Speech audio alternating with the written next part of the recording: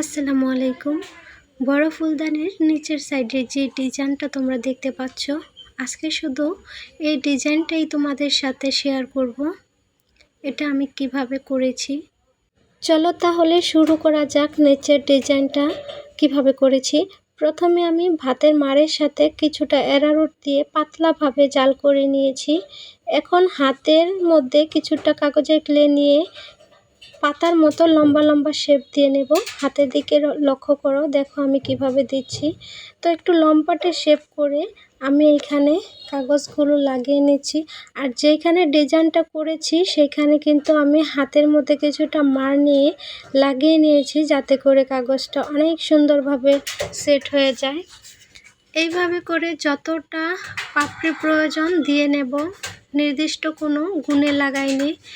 ফাঁকাগুলো ভরতে যতটা পাপড়ির দরকার ছিল আমি ঠিক ততটাই এখানে দিয়েছি।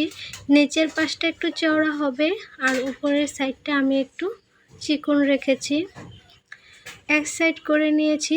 এখানে দেখতে পাচ্ছ এটা কিন্তু একটু ভেঙে গিয়েছিল, তাই এটা আবার জোড়া লাগিয়ে নিয়েছি। মাটির জিনিসপত্র ভেঙে গেলে আগের মতো আর পুনরায় জোড়া লাগানো যায় না। তো এখানে কাগজের জিনিসপত্রের অনেক সুবিধা আছে, যেমন হাত থেকে পড়ে গেলে যদিও একটু ভেঙে যায়, তখন কিন্তু এটা আবার আগের মতো জোড়া লাগানো সম্ভব হয়। আমারও এক সাইডে একটু ভেঙে গিয়েছিল, ওটা আমি জোড়া লাগিয়ে দিলাম, দেখেছ। এখন হচ্ছে এই পাশটাতেও আমি এইভাবে করে পাপড়িগুলো লাগিয়ে নিচ্ছি। এই ধাপটা শুকিয়ে গেলে তারপর উপর দিয়ে আমি আরও একটু মোটা করে নিচের সাইড আরও একটু চওড়া করে দেব। বৃষ্টির কারণে তাড়াতাড়ি শুকায় না, সেজন্য ভিডিওগুলো দিতেও আমার অনেক লেট হয়ে যায়। তোমরাও কিন্তু চাইলে এমন সুন্দর সুন্দর বিভিন্ন রকমের জিনিস তৈরি করে নিতে পারো। আমি ফার্স্ট যেই ফুলের টপটা বানাই সেটা ফেসবুকে শেয়ার করেছিলাম। তারপর অনেকেই সেই ফুলের টপটা দেখে আমাকে অর্ডার করেছে। আর এখন পর্যন্ত আমি অর্ডারের ফুলের টপ বানাচ্ছি। আর যেহেতু এখানে একই ডিজাইনের অনেকগুলো টপ বানিয়েছি, তাই সবগুলোর ভিডিও আমি দেখাইনি।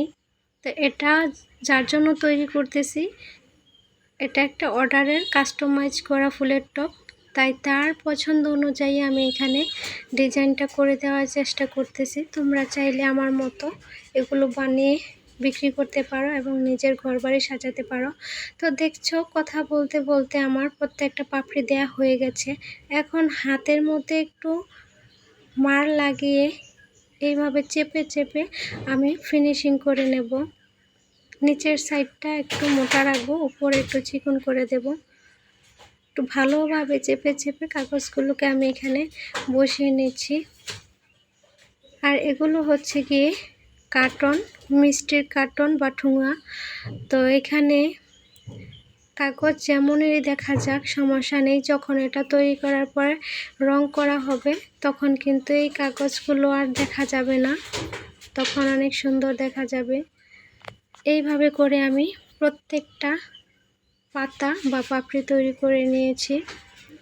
কাগজের কোনো জিনিসপত্র সম্পর্কে যদি তোমাদের কোনো প্রশ্ন থাকে অবশ্যই আমাকে কমেন্ট করবা। আমি ইনশাল্লাহ চেষ্টা করব কমেন্টের উত্তর দেওয়ার জন্য। তোমরা যারা আমার ভিডিও দেখো এবং আমার চ্যানেলটাকে সাবস্ক্রাইব করেছো, সবাইকে অসংখ্য ধন্যবাদ। আনিকা আপু, আমি তোমাকে চিনি না, আর তুমি বলেছিলে তোমার বাসা মুন্সিগঞ্জ। তুমি আমার বেশিরভাগ ভিডিওতে কমেন্ট করো, সেজন্য তোমার নাম এবং তোমার বাসা আমি মনে রেখেছি। তোমাকে সব সময় মনে রাখবো ইনশাল্লাহ।